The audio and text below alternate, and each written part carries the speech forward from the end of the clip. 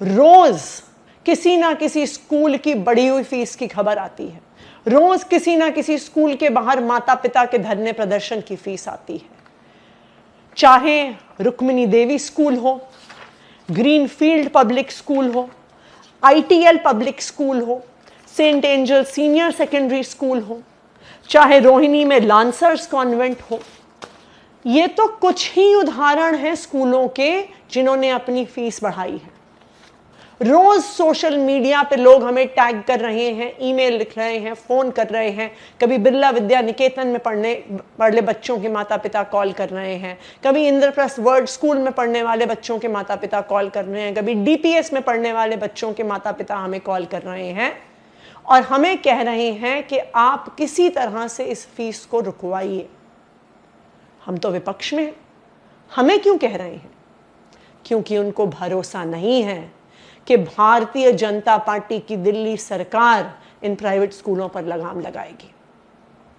आज मैं दिल्ली की मुख्यमंत्री रेखा गुप्ता जी को कहना चाहती हूं कि दिल्ली में हर जगह हाहाकार मची हुई है और अगर भारतीय जनता पार्टी की इन प्राइवेट स्कूलों से सांठगांठ नहीं है तो आप आज ही आदेश पारित कीजिए कि ये बढ़ी हुई फीस माता पिता को नहीं देनी है और आज से ही इस फीस पर रोक लगाई जाए।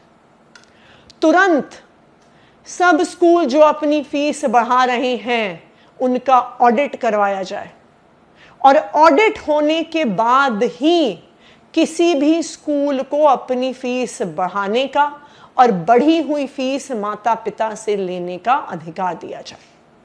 तो हमारी भारतीय जनता पार्टी की दिल्ली सरकार से 3 मांगे हैं। पहली, बढ़ी हुई फीस पर तुरंत प्रभाव से रोक लगाई जाए कि स्कूल माता पिता पर दबाव ना डाल सके बढ़ी हुई फीस बढ़ाने का। दूसरा, सभी प्राइवेट स्कूल जो फीस बढ़ा रहे हैं तुरंत सीएजी इम्पैनल्ड ऑडिटर से उनका ऑडिट कराया जाए।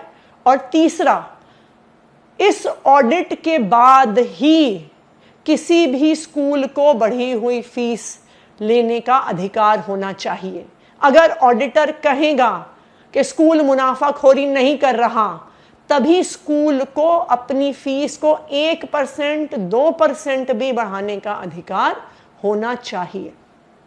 हमारी भारतीय जनता पार्टी की सरकार से ये मांग है और मेरा ये दिल्ली की मुख्यमंत्री रेखा गुप्ता जी को ये चैलेंज है कि अगर आपकी इन प्राइवेट स्कूलों से सांठगांठ नहीं है तो आज ही तुरंत प्रभाव से इस बढ़ी हुई फीस को रोकने का आदेश निकाला जाए।